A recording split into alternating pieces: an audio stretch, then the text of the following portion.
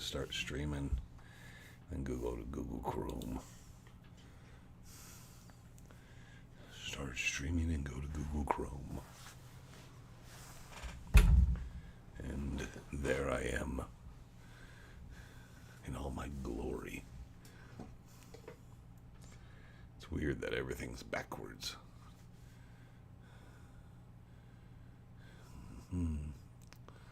Alright, waiting to see who pops in. Well, I can see the numbers. Yeah, it's a good thing this isn't a real time because the delay makes it easier. Because if it was real time and I was reaching up, it's always the wrong hand. So there we go there. Oh, there's people in. Howdy. It's not, oh, okay, it's not really showing numbers. Good evening. I can't see very well. This last week has a little bit of the eye issue again because I'm too stupid to stop rubbing my eye. I wore sunglasses for chasing legends. And then today I was talking to Frank Augustine, and Frank said, you should wear the shades when you do this. You look good with the shades. Wear the shades.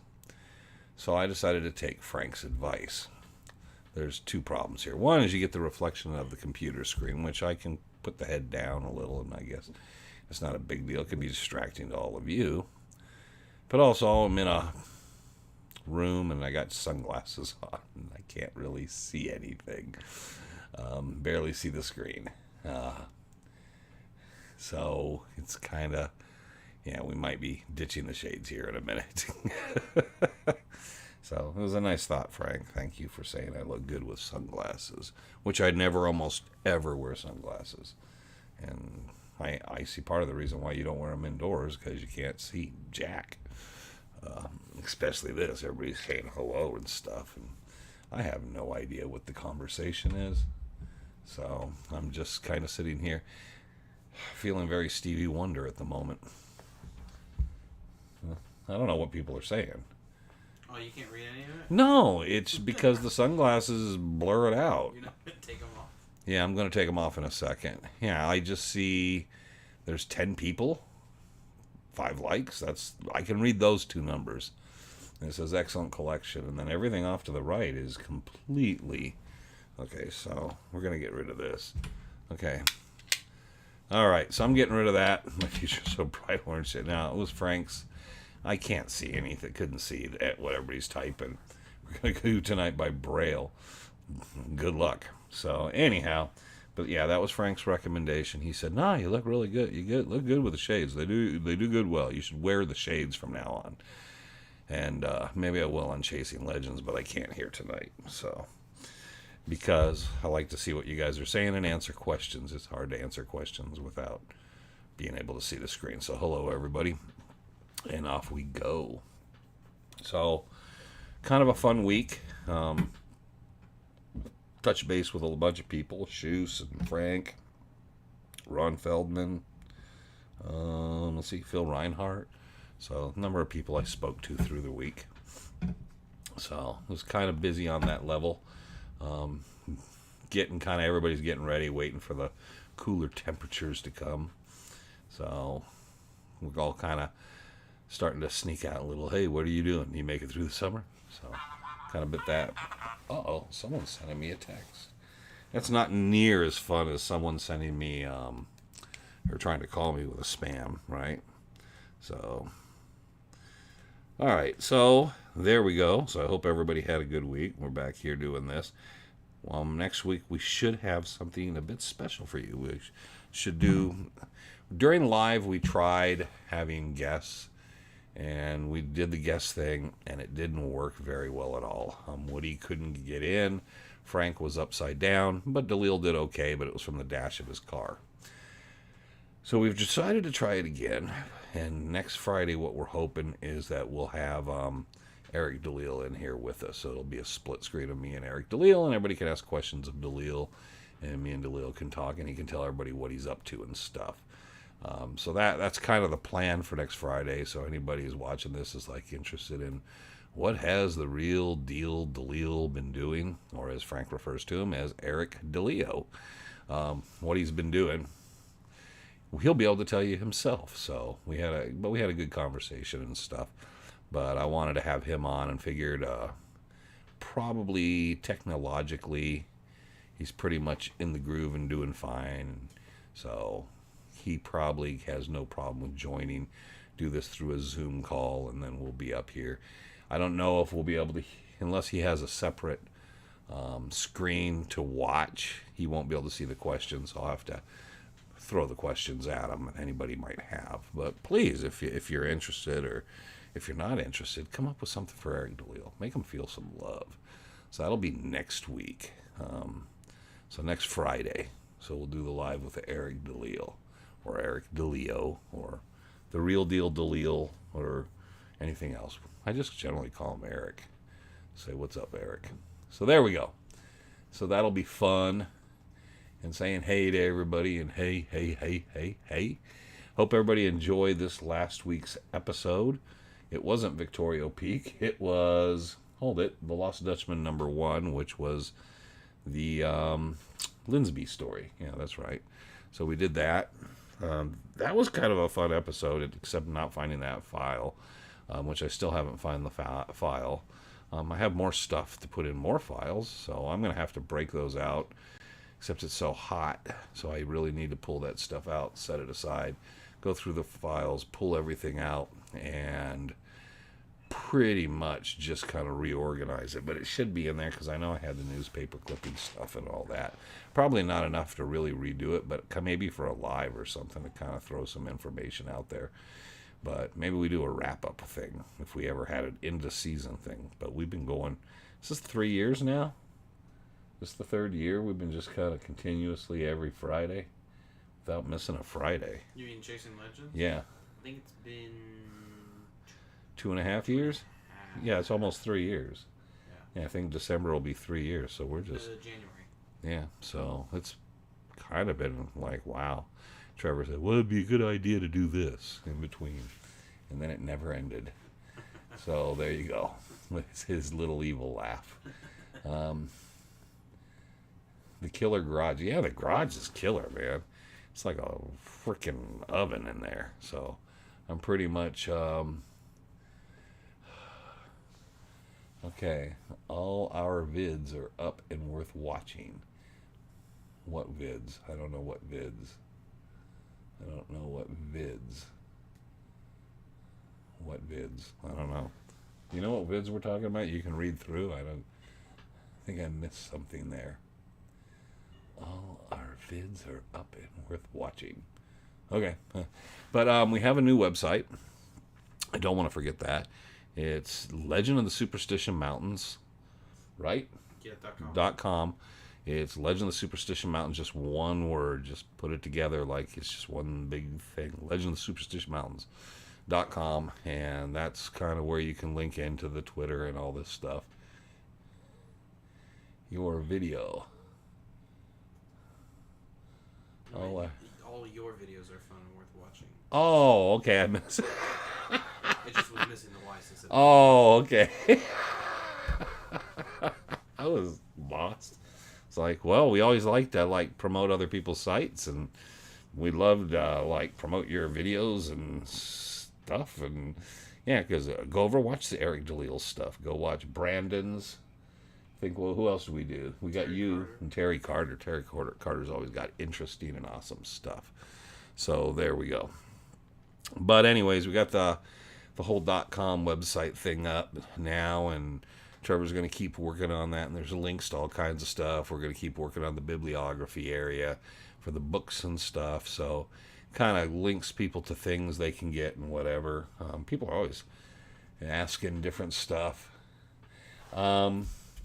So people always ask me, what are you reading? This week, I'm actually currently right now engrossed in a book on Tesla. It's a thick book. So I'm reading about Nikola Tesla. And then before that, yeah, it's been kind of a busy week reading because I've been running through a bunch of different stuff. But because my taste is a bit eclectic, this is by Dennis Dunaway, Snakes, Guillotines, and Electric Chairs, My Adventures in Alice Cooper, by Dennis Dunaway, who was part of the original Alice Cooper group. It's autographed, of course. So Dennis, cool guy, came out of the neighborhood I grew up in and stuff. And but yeah, there's always it kind of goes eclectic. Alice Cooper group and Nikolai Tesla this week. And then I found one of the Tom Collenborn's pamphlets this week. Legends of Superstition Mountain. Inspired the name. I don't know if that's a DeGrazia painting or sketch on the front cover. Might be. But, so it's kind of random because I'll read this kind of stuff and then I'll just move into something else completely unrelated. It's just whatever kind of picks at me. The Tesla book's kind of technical based. So it's kind of catching me off guard. So I'll probably be struggling with it in a bit. I'm having, it's talking about his early on of the DC and AC currents and all that stuff, but it has a lot of technical diagrams and explanations. So I should know more about electricity and AC currents and so forth when I'm done, I would think, or be really confused. Have you heard of Cayman Welch? Yes, I heard about all that. Cayman Welch was a young man. He was out, I think it was his uncle, but he was working with a relative, and I think they were painting, and they were coming back down Apache Trail, and they stopped at Weaver's Needle, the Needle Overlook point on Apache Trail, and there's a parking lot there, and they pulled in there, take a break. It was the end of the day. It was almost sunset, I believe, or in late afternoon, either way. And they pulled in, and there's a little bit of a kind of a paved cement trail. I think it's a concrete cement trail that you go back, and you can see Weaver's Needle in the distance. And he walked down there and said he wanted to get a better view of Weaver's Needle and the sunset and everything. So he was going to head down the trail a little bit. It was very hot out, but he didn't have any water or anything. He said, I'm going to just walk down here for a bit. And then hours went by, the sun went down, and he never returned. They've been looking for him for almost 2 years. I think it's almost been 2 years. They have a Facebook page, and there's information on the internet about him, but they've never found his body. It's very curious. I guess he had some problems with depression and stuff. The very odd thing is if you follow that trail, if you go out there and follow that, and then it turns into a kind of a dirt trail for a while and then a wash, it's not very far from the First Water horse parking lot. If you walk for about an hour, you're going to end up in the First Water horse parking lot. It just almost straight lines down through there. So nobody knows what he did or why he did, but he kind of just wandered off there. Nobody's ever heard from him again. Nobody knows what happened. There's been no covering of his body. They don't know if he just kept walking till he died, if he got turned around and got completely lost in the mountains, and any which direction you can. But they've been searching for him for quite some time, and every fall, winter, and nobody's turned anything up. We went out and we went north from the horse trailer parking lot and looked around a bit. I kept my eye open, but there was nothing we found, and they've covered a lot of ground. But yeah, kind of really sad for the family because we don't know what happened, if it was accidental or purposeful, and what happened to him. So he's been missing. I'm pretty sure it's been 2 years now. It's about this time 2 years ago. Fallen in a mine to get top of a ridge. Well, there's not don't know what his intention was. We don't know if he was trying to get to Weaver's Needle. He went up which way he went or what. If you look at it, if you're a fan of the Google Earth stuff or anything like that, and you look, you'll see the area he walked off into. He should run into a number of different things. So Cayman Welch, yes, they've been still, and I'm sure they'll be organizing searches for him and that sort of thing. How is Clay doing? I haven't talked to Clay, but from what I've heard, Clay's doing just fine. So,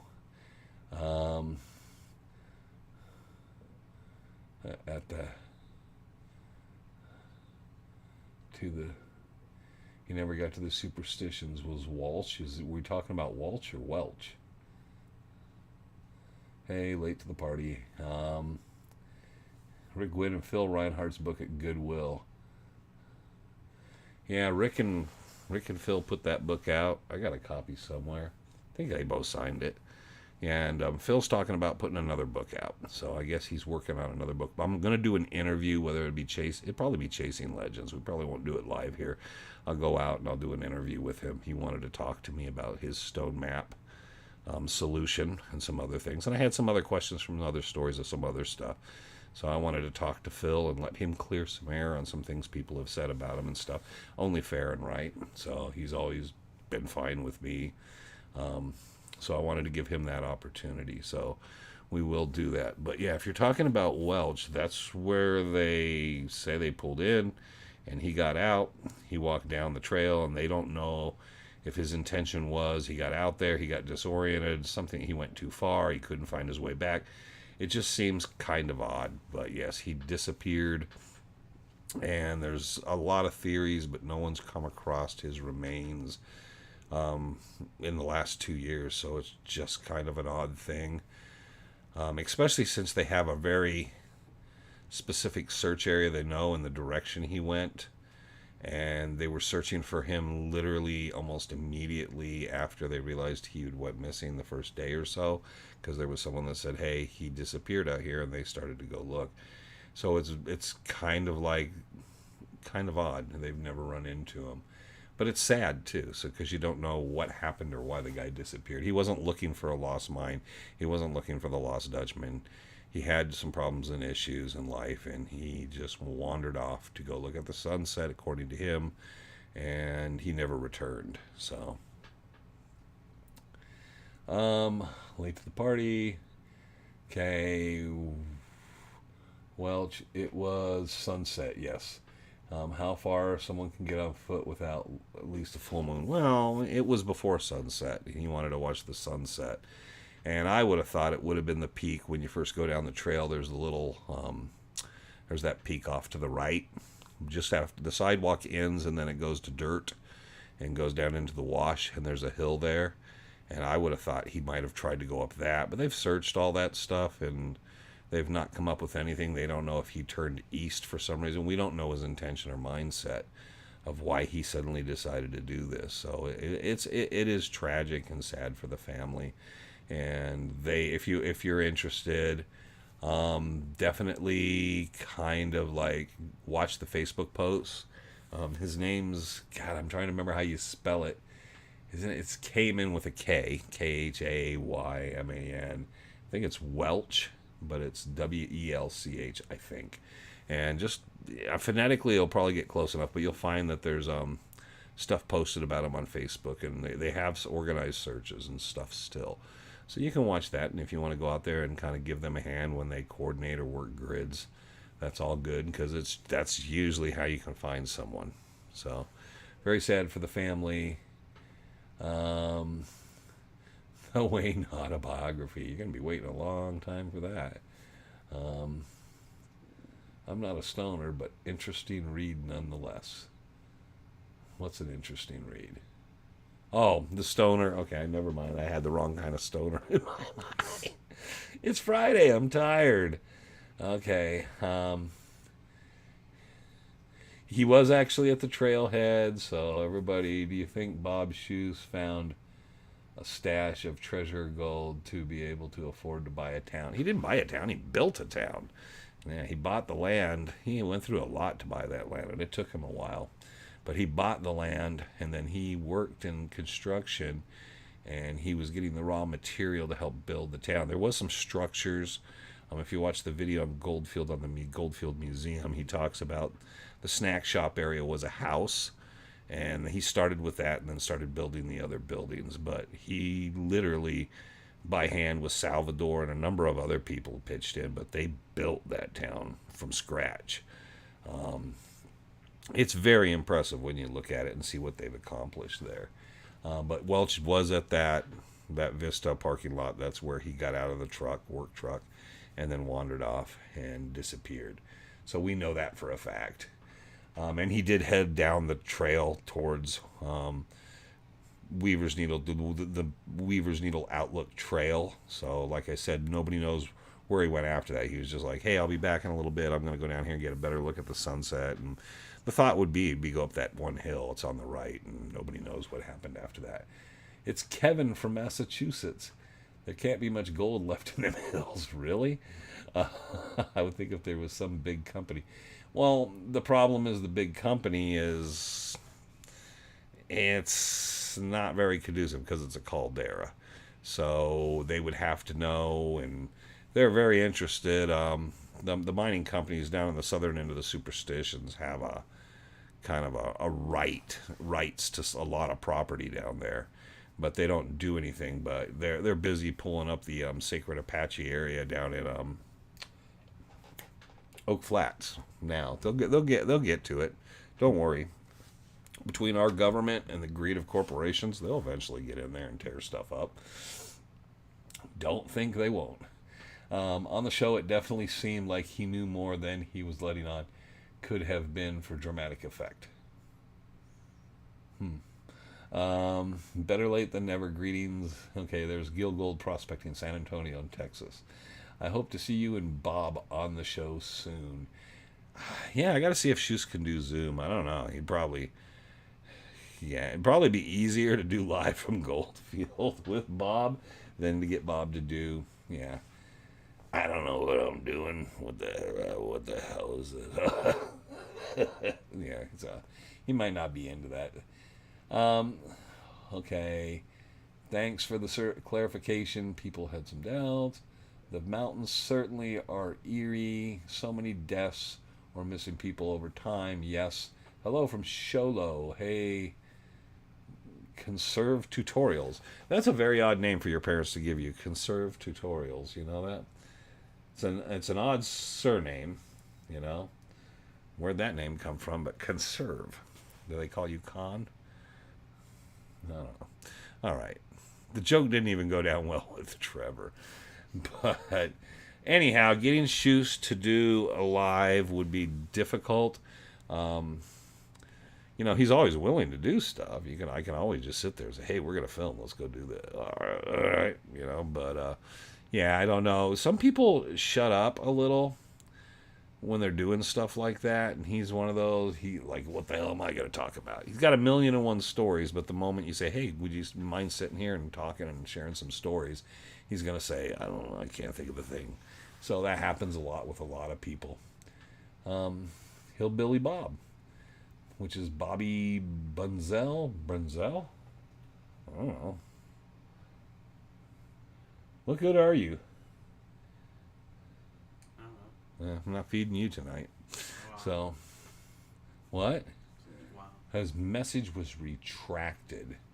So, well, I think it's Bunzel.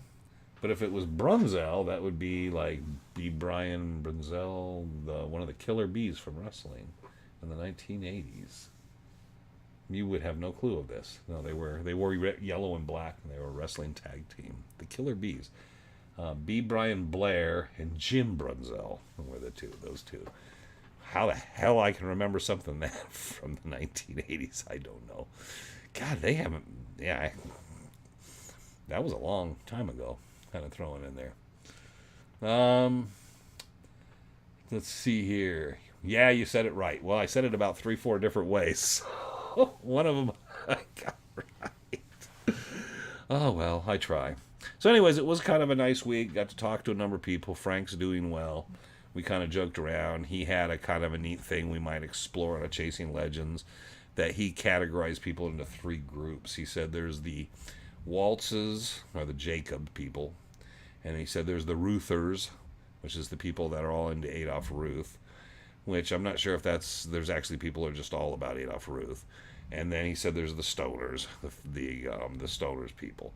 And I was just like, you know what, it's a pretty good thing. And then there's subcategories, and we were talking about it. And I thought, you know, it'd be kind of neat maybe to kind of map that out and talk about the subcategories and the different years. Because the Stoners, the Stone Map people, and the whole Jesuit treasure thing, till the Life magazine story, none of that stuff ever was talked about. There wasn't Jesuit treasure guys in the mountains.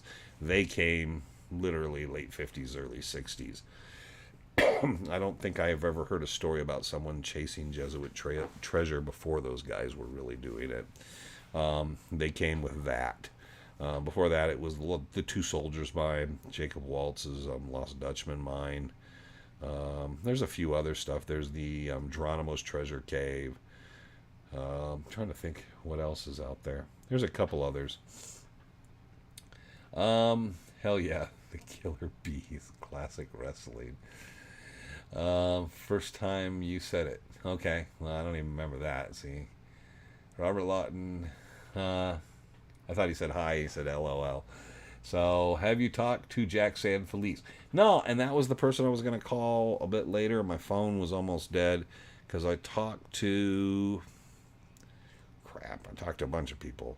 It was like all week, different people. Because Shoes' birthday was Tuesday, so I talked to Bob for quite a bit Tuesday. I thought he'd want to get off the phone, but we had a good conversation. And then I talked to... Today it was Ron and Frank, and yesterday was Phil, and I know I talked to Jesse. I don't know, when did I talk to Jesse? You were here. I was on the phone. Was it Saturday, Sunday, Monday? It might have been... Sunday, Monday? It was one of those days. Because you came through when I was talking to him on the phone. Yeah, anyway, I'm not going to look at my phone and bother with it, but yeah, it was all week like that, and Jack was one of the people who's like, oh crap, I haven't talked to Jack, Frank does, and Frank didn't bring him up today, so I thought maybe I should give Jack a shout out, see how Jack's doing, how things are going. And I think it was just getting kind of later in the day, and I was wrapping some stuff up, and then the phone was almost dead. I got a problem with my phone not wanting to charge, and then I just decided, I don't want to kill my phone. So I figured I'd talk to him maybe this weekend, maybe Monday. Everybody better as best you can. Super lubricant and film it. Filming everybody drinking. Well, I don't know. Frank doesn't. Frank will have a beer. Shoes. If you get Shoes to drink, he's fun. He's fun. But he don't drink very much. He doesn't get drunk. Like public and stuff. Yeah, privately he's a lush. But yeah, most of them don't drink that I know of. Rick did. I remember there was this time we were out, and Rick got drunk, man.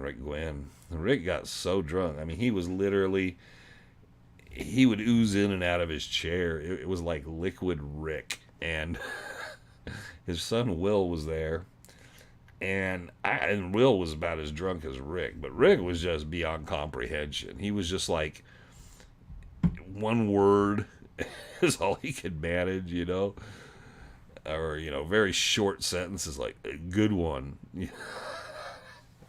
But anyways, that was a fireball night. They were doing fireball all night, him and Shoes and all them. But Rick was ripped.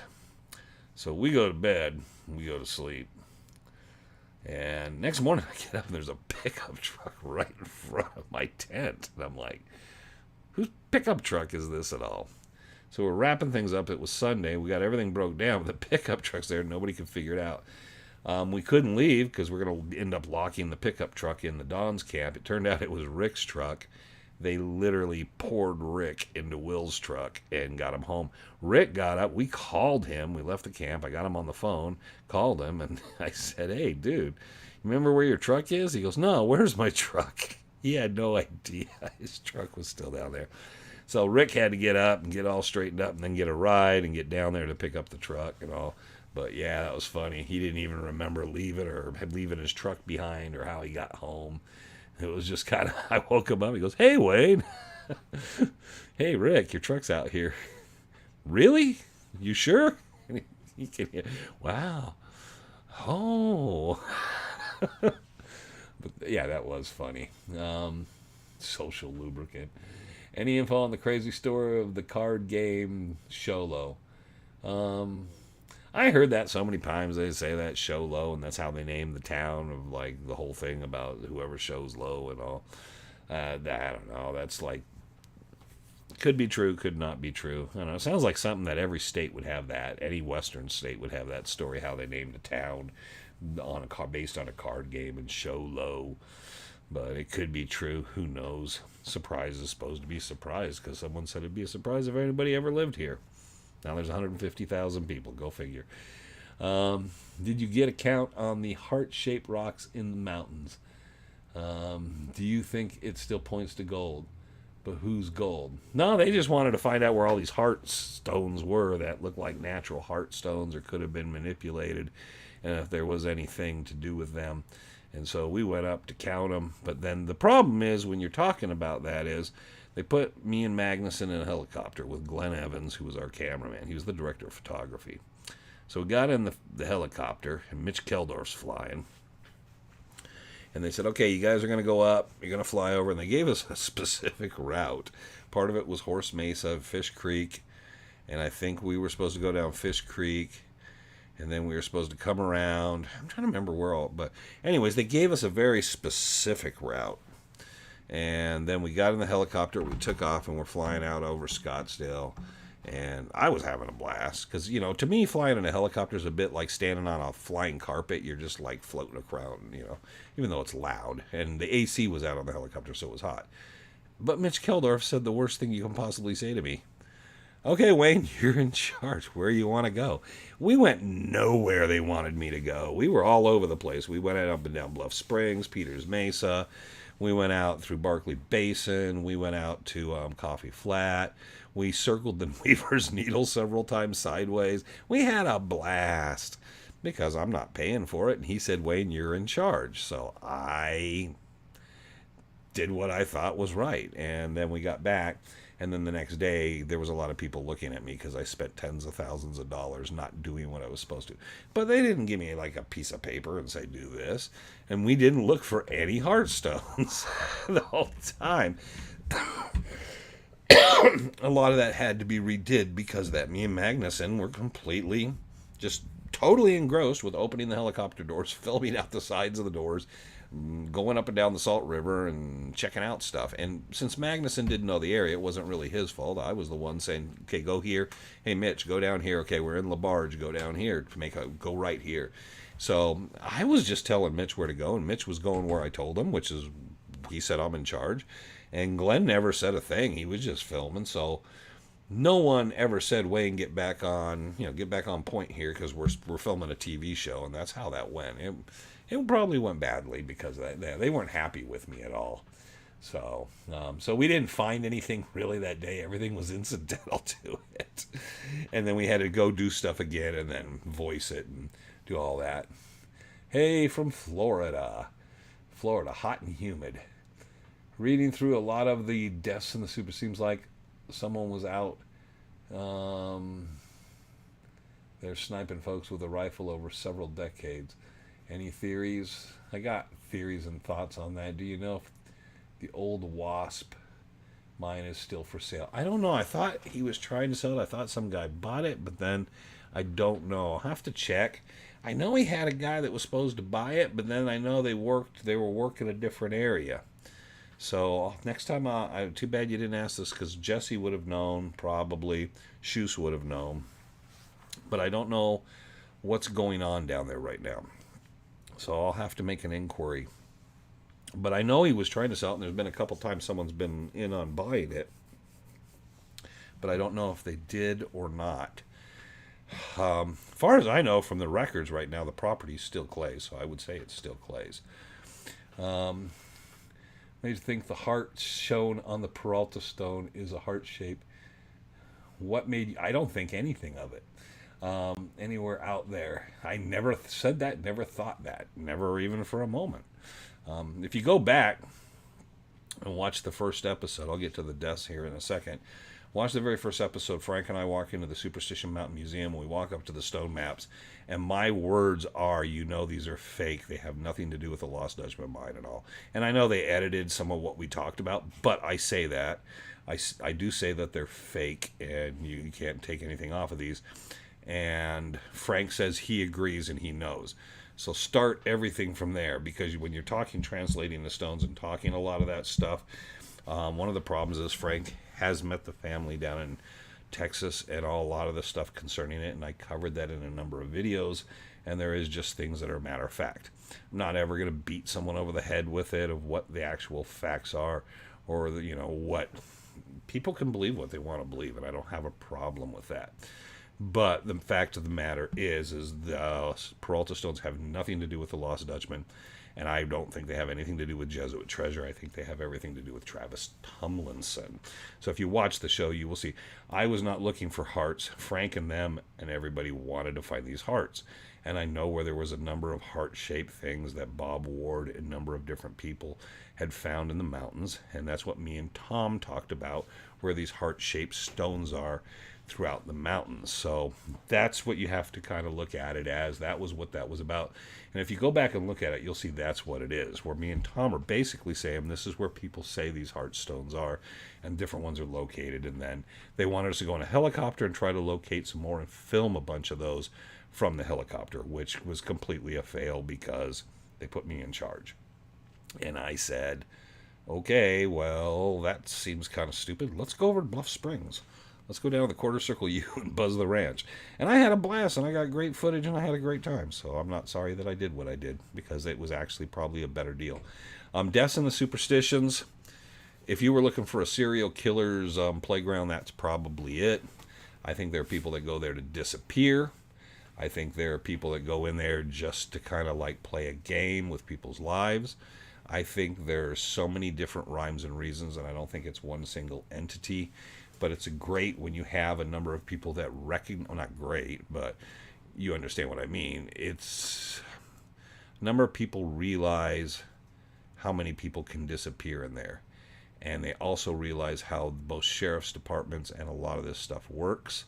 And once you come to that conclusion of what it's been like the last 100 or so years, even before Adolph Ruth, you know, if you want someone to disappear, that's a good place to get people to disappear. Because, you know, Cayman Welch is a bit different. We know he got out and he walked out, and it's a very kind of out on the boundary type of area, and it's held up. But usually by this point, nobody's talking anymore. And then if there's a body recovered or anything, it's many years later. It's usually 5 or 6, 7 years later. Rarely in the case, it took a while for Jesse Capens, and the guys from Utah, I'm trying to remember their names. But anyways, for them, it still takes a while. And a lot of that happens because it's just so rugged. It's so difficult. You can walk right by something unless you smell it. It's usually the smell or something like that. In the case of Jesse Capens, I think it was they saw they smelled something or something, and then they got closer, heard the buzzing of the flies, and then they saw a bit of shoe, a bit of his boot sticking out somewhere, just a very little piece, and they were able to realize, oh, you know, someone's eye caught that, and then they went up and found him. They don't have anything to do with the LDM, but the LDM is in the same area. Okay, cool. Sounds like Dave Paldy's missing 411. If you ask me. Yeah, and I'm wondering if that'll eventually make something on television, but I don't think, you know, one of the 3 reasons I think Cayman Welch, that whole thing has not really come, it's someone, we don't know if he purposely wanted to disappear in the mountains or accidentally something happened to him. I really doubt there was anything, you know, criminal happened to him, if it was not by his own hand. And the unfortunate aspect with that is, if it's not dramatic enough, if there's not something that makes people feel like the Adolph Ruth, oh, another beheaded body in the Superstition, nobody gives a crap. And the bodies just lay out there till someone finds it. It's unfortunate. It's sad, but that's just the way it is. And you know, people go out there, there's people missing every year. There's a lot of people that go missing in the mountains. It's kind of like, I don't remember what the name of it is. Someone might remember that Chinese forest where the Chinese, no, it's Japanese, right? It's in Japan. It's the forest, and they go out there to go camping when they want to die, and they just disappear, and they find their tents, and they go out there and commit suicide and stuff. And it's kind of, can be, I don't think it's like that, but people do use, that use is there too.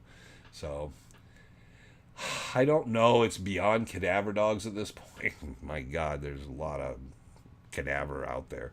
What was the biggest nugget you ever found? Nothing very big, not even worth talking about. So we're talking in the biggest nugget I ever came across, probably less than $40. So it's not very much. I've never come across anything. If Frank and Woody would have a better story with that, even though DeLille has a story on that. DeLille came up. He has a good one on that too. So there's some people that come up with some monsters, and I'll leave that for Dalil. But as far as deaths in the mountains, I mean, the one thing I warn is, people like to run their mouth, and when they run their mouth, they get in the mountains, and there are people that will believe them. And you can say, oh, I found it, and I got it all down, and you can believe in it, and nobody else really believes you, and you can be like all pissy about it. But then there's that one guy that's going to believe you if you say it loud enough, and he might follow you in, and that's your worst nightmare, is the guy, I say this with due respect, who's crazy as you are. And that guy, there are plenty of people live out here that live very much on the edge, and those people wouldn't think twice about knowing what to do with you. They don't care. It's not like you're going to hear it coming, and they will make people disappear. And if you're not here locally or well known, it was one thing me and Frank have going for us. We're well known because of that. It seems once you have a reputation, you have a bit of a name, it really benefits you. If you're completely an unknown entity, that's you don't hear Clay Worth, Tom Collenborn, Ron Feldman, Bob. Those things don't happen. So unfortunately, people don't like to take the precautions. They want to be secretive. They want to say, "Well, I went in and I almost died, but I got out." I always say, let someone know. I would rather you be alive, and whether you're right or wrong, that you can enjoy it, than be part of something of saying, hey, I remember that guy, and now I'm out there looking for you. I don't want that. You don't know what that's like. I've never felt the blame of someone who's been out there and that's happened, but I've seen it on people, and it's really tough. I know Jim Wilson took it personal with some guys. Jim's a really good guy, and he kind of felt torn up about it, is when some people take what you say and they get themselves in harm's way because of it. And I've talked to the families of the people, and that's kind of heartbreaking, because you don't know how to tell them the honest truth is they're not there, they're gone, we're not rescuing them, we're recovering, hopefully. And that's really tough. That is the toughest thing in the world, to not be able to tell someone the truth. And it's like, you know what, you think he was a big tough guy and he would have been fine, and you don't understand what happened. No, he didn't have a chance. He didn't have a chance against the smallest, skinniest rat of a Dutch hunter out there who has the wrong intentions. He never would stand a chance, So I always say that, if you're out there and you're going to do something, let someone know. Frank and I are good people. Shoes is good people. There are people you can tell and give some clue to, give some general area. Hey, I'm going here. This is where I'm parking my car. I should be out this day. I'm going this general direction. If you give something, if something happens and you need rescued, it helps. Your phone goes, you don't realize how fast it can be that you can be in harm's way. And when that happens, there's a helplessness of knowing you could have went 10 feet off the trail and we might never find you. Clay's doing fine, far as I know. New Jersey, when I first laid eyes on the pics of the stone maps. Maybe, but always thought they were fake. Much too slick looking. The danger and beauty of the mountains is what makes them... okay, better late than never. Hey. S-Pack. Greetings. Hey, Wayne, do you know if there's any active working mines around Fremont Saddle? No, there's no active working mines anywhere in the Superstitions right now that I know of, or I'll talk about. If anybody's actively working something and I knew something about it, I would be in trouble for mentioning it or knowing about it. So you get the idea. It's the wilderness area. Nobody has a permit to actively work on any mines in there. There are people have claims from when the wilderness area shut down. There are a few people still alive that have those. But you cannot be working in there right now. And it has to be worked on with primitive equipment. Off subject, do a tour of those guitars. Well, we've talked about that. Yeah, we've talked about that. Do you think Cayman was looking for Mexican mines on Tortilla? No, he was up on... Well, yeah, he was on Tortilla. Never mind. It's because everybody thought he was on Peters Mesa for like a year or so. And then it turns out he was on Tortilla. I don't know what he was doing, to be honest. Jesse Cape and I... it's one of those things, and I know his mom's out there. She was a very nice lady. She was a very nice lady, very heartbroken when he went missing.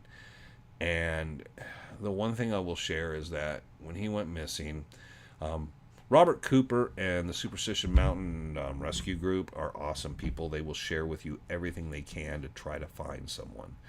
And they shared everything about his camp, what was left in his camp, what he had with him. And we went through all and the boxes, checking the boxes, and we felt like this guy had no business out there, and it's probably too late. And there were a lot of people sent people the wrong direction. We had no idea, because someone like him, a lot of people, you can have zero clue where they're going, what they're doing. If it was Jesse Feldman or someone else, and I could logically work out. I know Jesse. I can kind of think. He can think like a Dutch hunter. He can think like a treasure hunter. What might have interested him? It's different. Some of these guys like Jesse Capon, you have no idea. And again, the family will say he read all these books and he was into the outdoors and he went camping and all. He was not a Superstition Mountain guy, so that really can be very tough. Had accounts on Lost Dutch forums, but I never found it. I never heard anything about him on those. I know he had a lot of books and he prepared for the trip, and I won't get into detail, but yeah, I saw the camp, I saw the stuff, they showed me the photos, they gave me the inventory list, and we tried to work out. He got in there and he wasn't gone very long, and then he fell and died. So, and there's different conspiracy theories of a lot of different stuff, which happens with all things, but yeah, a lot of times those types of situations, someone that shouldn't have been there. And again, like I say, and I can't say enough time for anybody here, because I know there's people that have vested interest in going in the mountains, is just tell someone. Shoot someone a message, an email, a phone call, anything, leave word. Go by the OK Corral, tell Ron Feldman. Go by Shoes at Goldfield, tell someone at Goldfield, hey, here's a note, could you pass this along to Shoes? Shoes will hold on to that note. He'll look at it and see that your guy went in the mountains and keep track of it.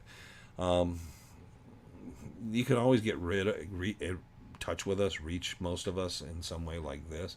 And if that could save your life. So, again, all it takes a rattlesnake bite, a twisted ankle, things go really bad really fast. Let's see. Thank you for the info. Okay, go down. Books don't teach you how to survive. Practical experience. And survival's different in the area you're in. Any mines being worked in the Superstition Mountains. Not that I know of or I can talk about, because there's people that are always doing things in the mountains, and that's their business, not my business. And if I'm not there putting a shovel in the ground, I know nothing about it. I think that's a good answer. Thanks for all the great information. Love the show. Baghdad, Arizona. Hey, that's a middle of nowhere place. Oh no, I thought you were saying you were from Baghdad. Was probably the most dangerous place in North America. Well, if you break down there now, it's dangerous still. Yeah, Baghdad's kind of that's the hole in hell. There you go. But yeah, as far as deaths and stuff and all that, no. And I don't like talking about that stuff a lot, because search and rescue is kind of like heartbreaking. And you're out there with your friends, you're in the mountains, but it's for a very wrong reason. And to be successful, it's not like looking for a lost mine or relics or something very cool. To be successful is something that's going to stick with you the rest of your life.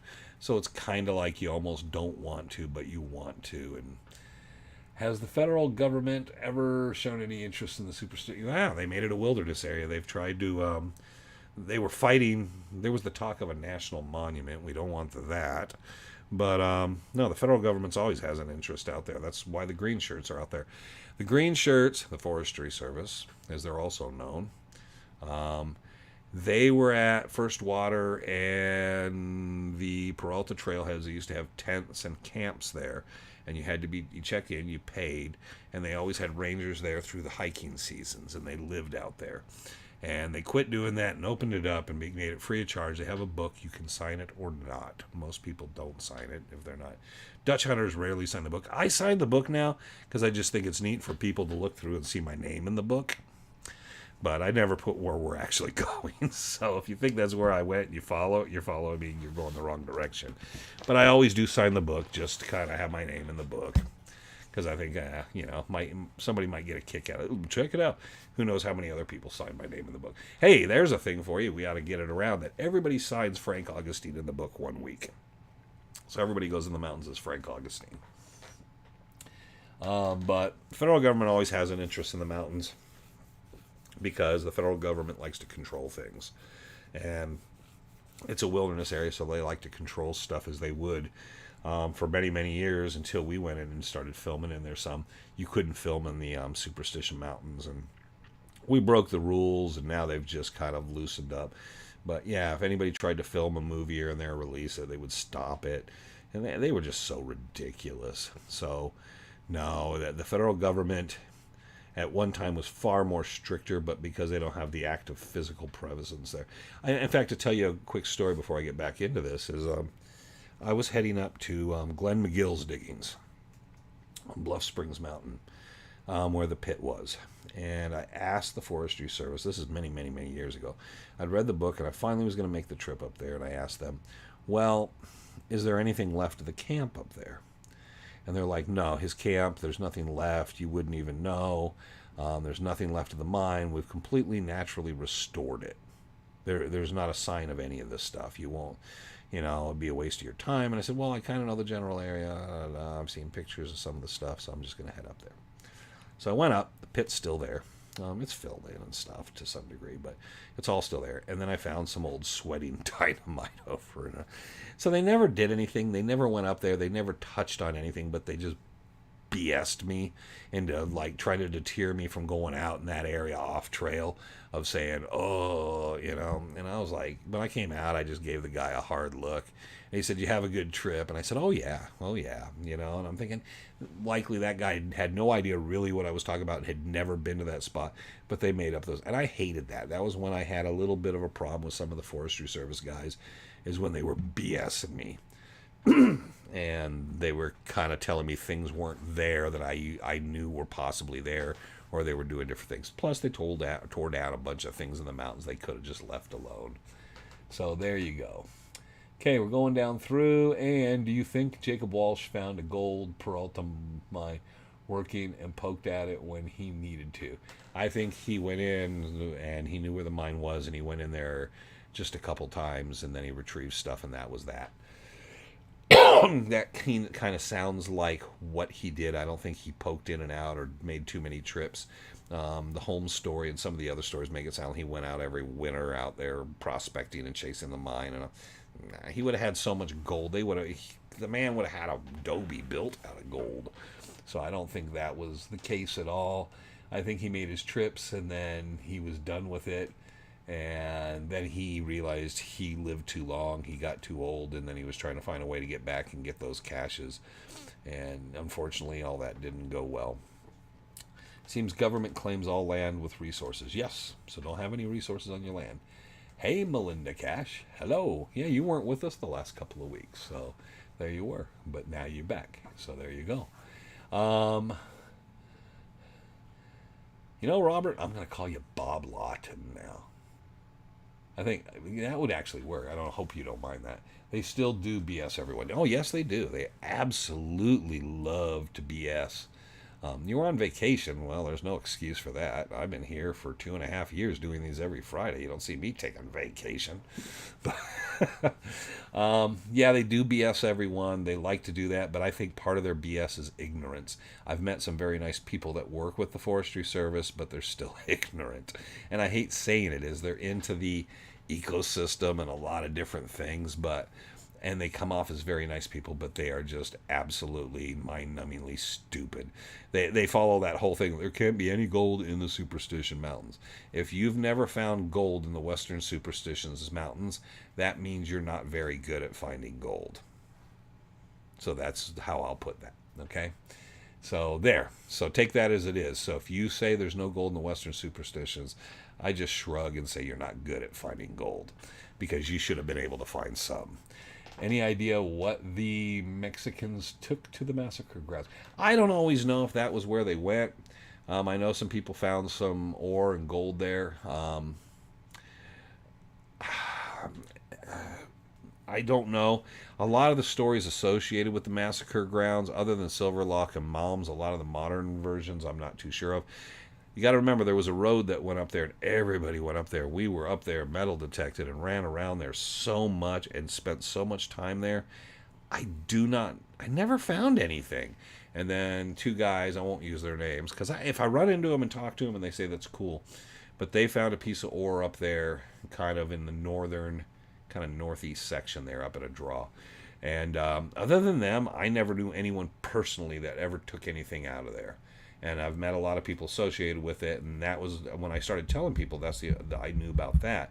They were like, huh, because most people don't know anybody that had anything. Most whatever happened, Silverlock and Mom, that was way, way, way back before everybody. Okay, we got it through the BS thing, Mexicans and Massacre Grounds. No problem, so you can be Bob. Hope your vacation was super... okay, we're talking about her vacation. What the hell? They watch if you don't do a show. We're not a dying race. The younger generation is busy playing games right now. Thanks, Grandpa was a Bob. Okay, well, there you go. So there you go. Yeah, Bob's just easier than Robert. My grandpa was a Bob, and he was a Robert. So, I earned it. I went to Sedona, Grand Canyon, Page, Monument Valley, ghost towns in between, a lot on a bike. Okay, so you had a blast. Okay, so good for you. Good for you. Traveling about and everything. So you should do a travelogue.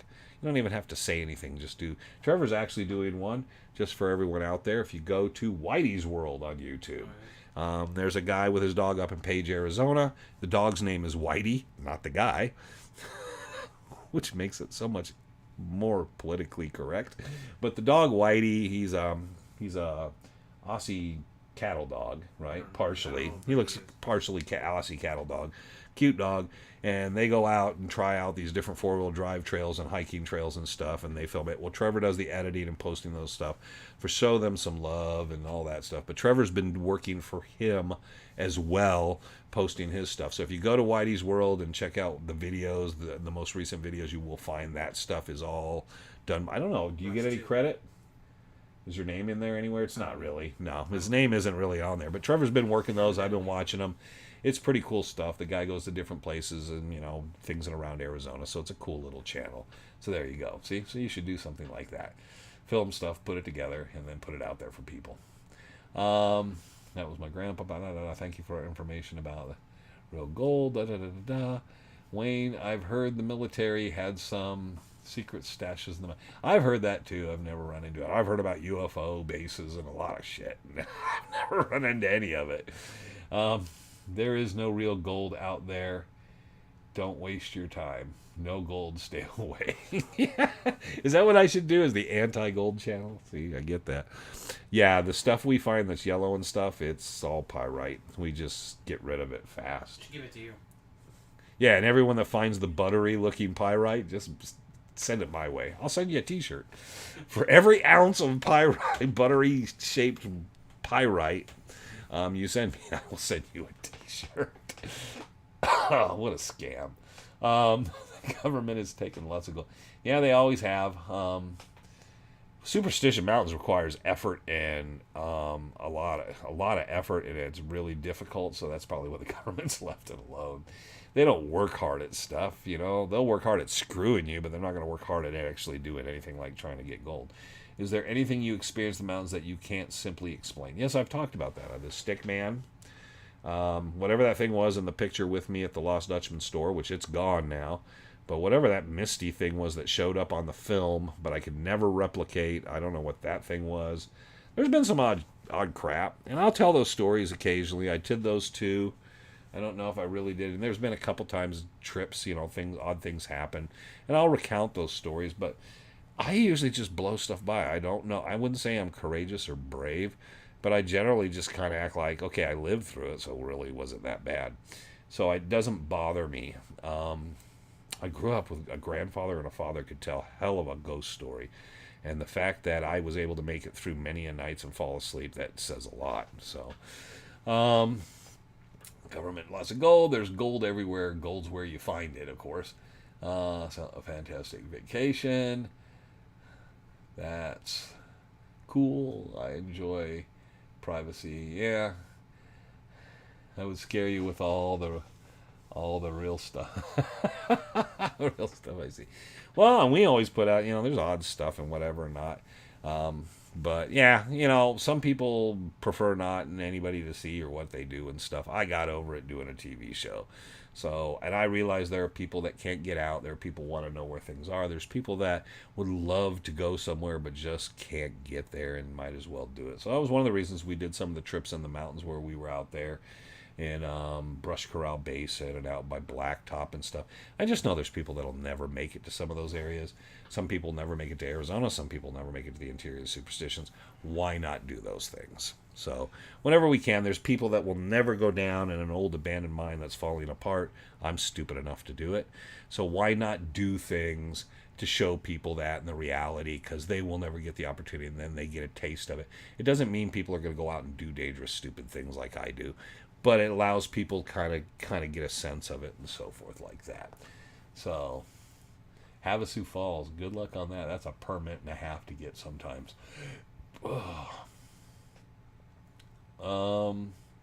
Let's see, I'm from the government and I'm here to help. I've never heard someone say that though, even people from the government. Payson Caverns, have you gander up there? I've been all over Payson Cavern. I'll have to ask. I know someone up there and have to ask them about that. I spent many years up on the rim and stuff, and there's a lot of caves and different stuff up in there I know about. So, yeah, Payson Caverns doesn't ring a bell though. There are many beautiful places in Arizona. It's great you got to see some. Okay, yeah, wasn't even for me. So there we go. And yeah, Havasupai is the Havasupai Trail. So if you want to go into Havasupai, best to have a Havasupai connection. That always helps. Fishing on the res or hunting on the res, always good to have a connection. So, I meant the cave system. There's a lot of caves up on the Mogollon Rim. If you're talking in the rim in general, I've been through a lot of stuff that people have found up there. Yeah, there's a lot of really odd caves and stuff. There's a railroad tunnel up there over by Crook's Cabin. If you go up to Crook's Cabin and you go straight across the road the other side out on the rim and you go down, there's an old trail that takes you down where they were punching like a railroad tunnel into the mountain side of the rim. It's really weird. And I have no clue how that was supposed to be a railroad tunnel, but it's a big old thing. But you go down the hill and you can find that. But that's right across from Crook's Cabin, which is a pretty cool area. I don't know what they were mining up where. I don't know if I'm always like on the same page if someone else is talking. Okay, I don't even know mining up where. And there's Felicia, best place to see in Arizona. To me, it's always the Grand Canyon, the Superstitions, because Superstitions are more difficult because without Apache Trail. The Apache Trail was kind of the ride. Now that you can go to the overlook and got to turn around, that kind of sucks. But to me, if you're up at the Grand Canyon area, I always have to say, because it's just how big it is, I think people are thrown away at how big it is in Arizona. To me, the Painted Desert, I just like Arizona, man. I get fascinated by anything in Arizona. But Grand Canyon is probably the place. And the Superstitions I always have a soft spot for. But the Petrified Forest, Wapatki is a cool place. Very cool, those little houses on the hills and stuff. So Arizona's full of that. And one thing about Arizona, you can drive any direction and you're literally going to find something somewhere. San Xavier down in Tucson, there's lots of ruins and places going down there to Tombstone and the caves down there. So Bisbee, Globe, and the mine tour. I mean, it's just, there's a little of everything. You can go up into the pine trees and the lower deserts, and it's just very, very, very cool. In fact, you're going to California and you're going down, like if you're going, I don't know if it's Los Angeles. Yeah, it's going to Los Angeles. There's an old place where they have tanks and stuff where they were doing maneuvers for World War II out in the desert. You can climb up on tanks and get your picture taken with tanks and stuff. There's little of everything in Arizona, so that's kind of the thing. All right, so try to get bats. Best place to see it in Arizona. But Arizona's loaded. Wayne, what are your preferred long gun and sidearms? I don't have a preference. I like things that shoot. Most terrifying woods in the English language. Words in the... Oh, okay, never mind. That was the best place to get a nice steak near the Superstitions. I'm not picky about my steak. The Mammoth has steak. It's not the best steak. There's a lot of fat in it. It used to be, I think there was pretty good steaks at the, what was the name of it? Miners Camp Restaurant, but it burned down. The mining camp restaurant. Morency's cool. Yes, there's another good one. Yuma, the territorial prison, and along there, and fishing along there. It's just Arizona's pocket. You got any direction you go in Arizona, you're going to run across stuff. And they have small things and big things and scenic things and quirky things. And they're small towns. Downtown Prescott, the square is very, very cool. If you've been there on the 4th of July, and I don't even know if they do the water balloon fights anymore. But downtown Prescott's so cool and stuff, and hanging out down there. And there's just a little bit of everywhere, and you're always going to see something different and stuff. The long gun, I love my 30-30. I really like the 30-30 because it's a lightweight gun. Having drug a 30-06 through the mountains, plenty in life. It's much nicer to carry something like a 30-30, which is very light. I like a gun that shoots straight, and it depends when we're going and what we're doing and what I'm thinking of. And to me, it's like I got 22s with snake shot. I got different guns in the snake shot and whatnot, but I have a 45 I really like. So it's just, to me, it depends what it's for, what I'm doing, and where I'm going in the mountains. And so I like the 357 Blackhawk, but again, that's a heavy gun, a lot to lug around. So sometimes it's just like, I don't want to carry all the heavy stuff. One of the reasons I carried the 30-30 in the show is because it was lighter, and it's a Winchester 30-30. But I like those guns because they're good for everything. You can shoot a grizzly bear, you can shoot a coyote, you can shoot a rabbit with it. So it's a great all-purpose gun. Okay, well, the best place to get a steak. So I don't know about the steak anymore. Have you heard of the giants found in a cave near Sedona? Did you see the giants found in a cave in Sedona? Because there's people up there that show me the vortexes and show me the portals, and they show me this and say little people, and I will still stand by. We were smoking pot and drinking beer and never heard of any of this stuff forever. And then they started selling crystals and stuff, and all this stuff sprouted out. I don't remember all this crap when I was a kid, and you think I would. But yeah, that whole group moved in there in the 80s. I don't know. I don't know what to say about it. I don't want to be a naysayer and rain on anybody's parade. But, it's red rock and it's shaped. And, yeah, people have taken me places there. And there's some stuff we want to go up and film and talk about and stuff. But I try to avoid. I know Tom Dongo's up there and some guys that talk about. The problem is they all get all weirded out when you're trying to tell them, okay, why isn't this working? It's kind of like the ghost thing when they tell me, well, because you don't believe the ghosts aren't going to show up today. Well, that isn't a real answer. The gold won't show up today because you don't believe it's here. Yeah, you know what? You don't really believe in what you're doing today, so you're not getting your paycheck. It won't show up in the bank. Yeah, okay, whatever. But, no. I do know about the weird Jesus, the alien Jesus that was in the church they cut up and buried and got rid of. So I remember that thing. There's only a couple pictures existing of that thing. And I think that thing got kind of pulled out of there and all. But the alien Jesus, that was kind of or melting Jesus, or whatever you want to call it. That was a weird thing. Best month to visit so you don't ignite from the heat. I would say late February, but definitely March, maybe early April. Is always really nice weather. February can be too, as long as it's not too wet.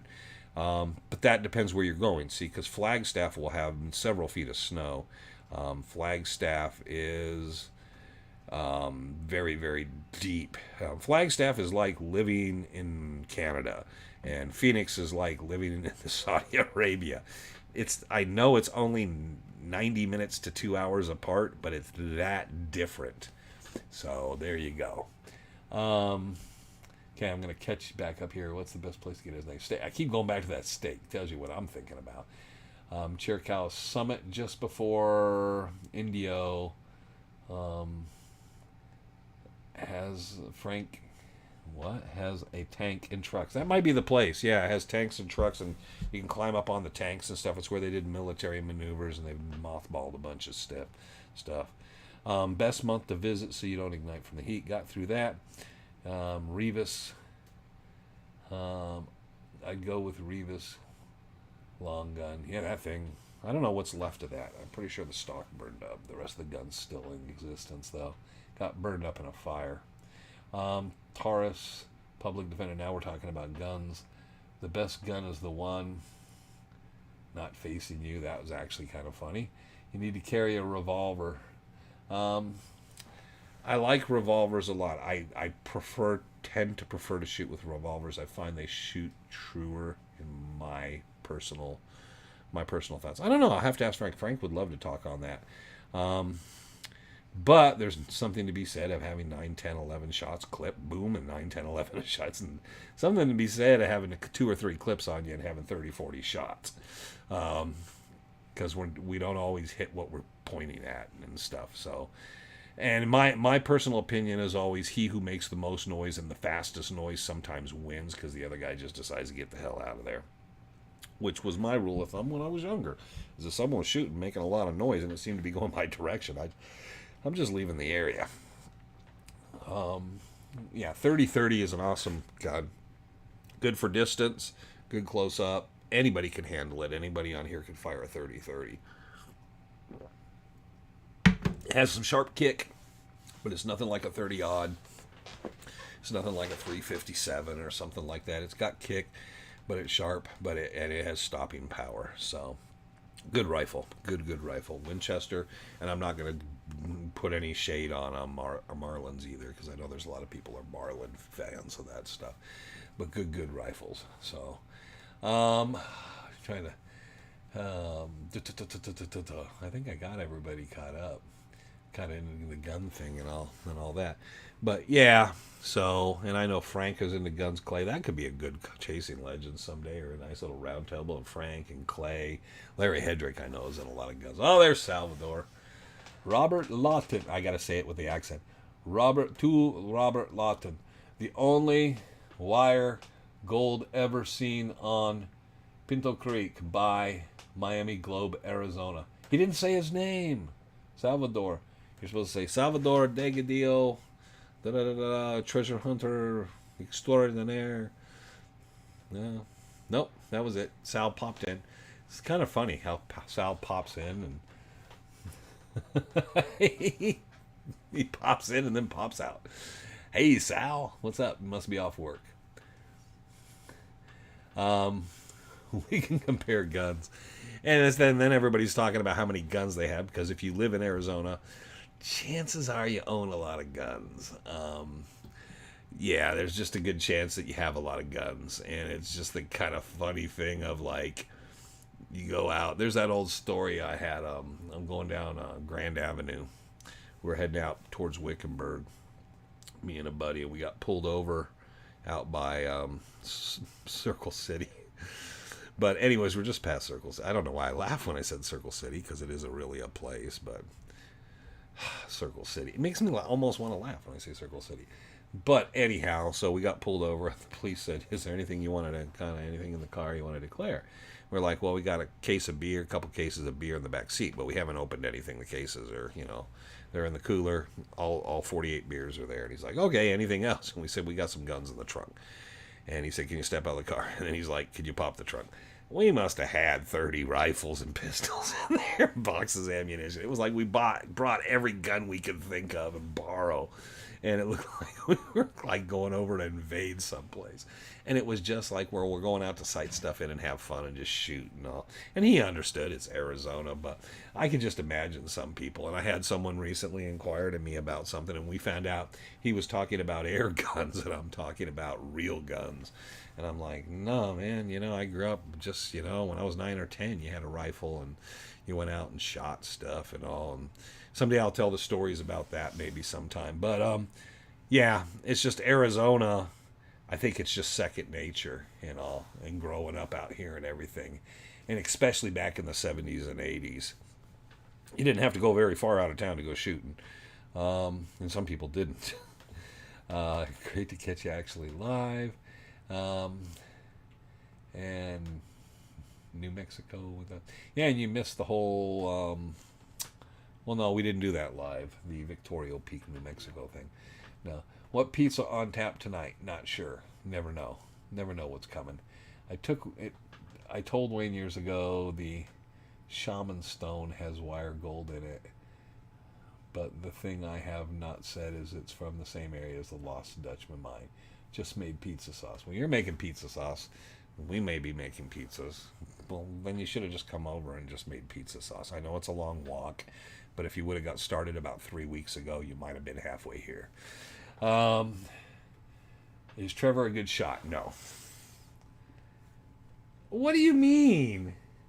You just doing that tells me that you don't know what you're doing, okay? We'll take you out with Frank, and then we'll laugh at you, okay? Frank also believes he is the greatest shot ever who has ever walked the face of the earth. He is the marksman pro extraordinaire. Nobody can beat him.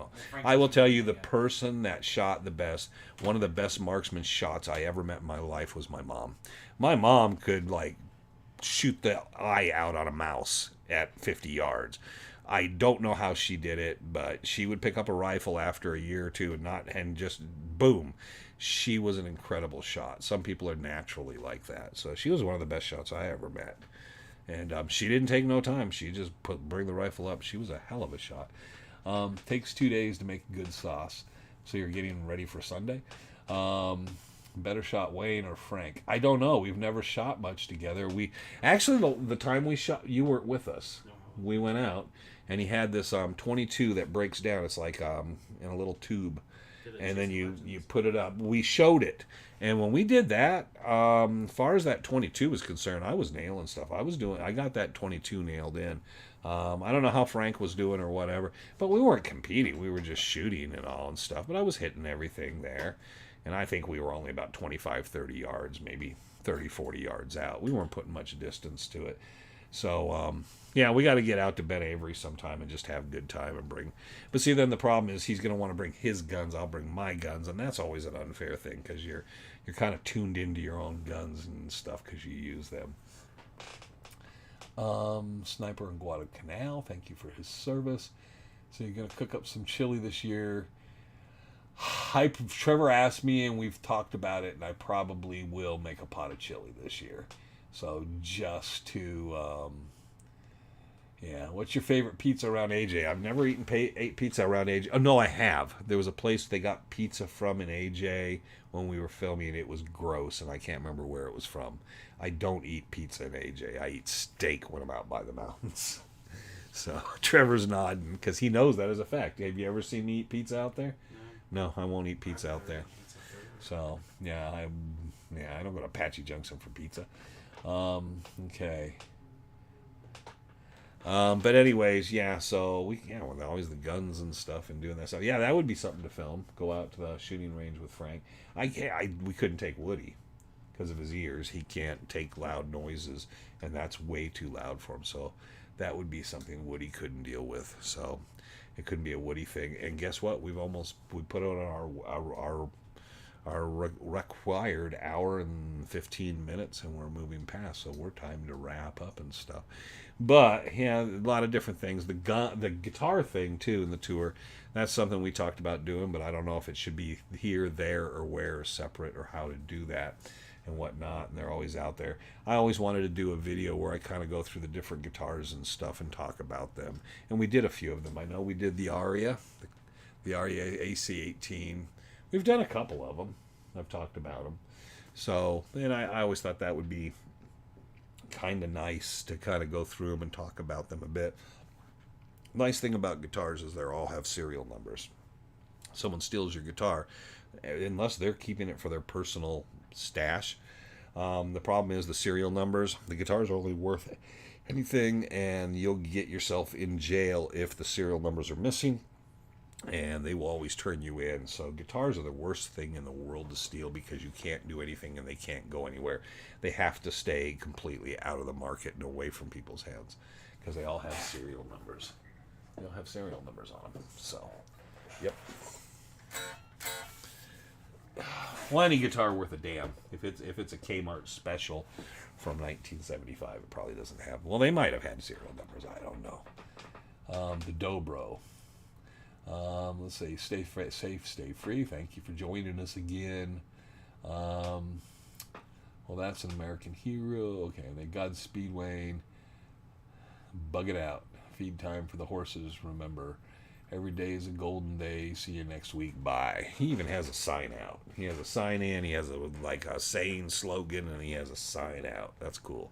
I need one of those. Oh no, that's right. I'm Wayne Tuttle. You're not, and that crap. Okay, whatever. Okay.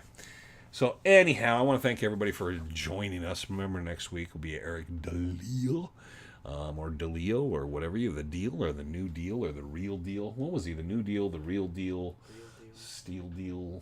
Yeah. Okay. Nice guy. So, and me and Eric will talk how I'll probably go through and kind of go through some stuff about how we first met and filming and stuff. And you can ask Eric all kinds of great questions, even though he was kind of like window dressing in the show. Just kidding, Eric. But no, we'll get Eric in here and stuff and what he's been up to and stuff. And always remember, you can go over to Eric DeLeo's site on YouTube because he does videos about panning and working and pulling up. The real deal DeLeo. Just Eric.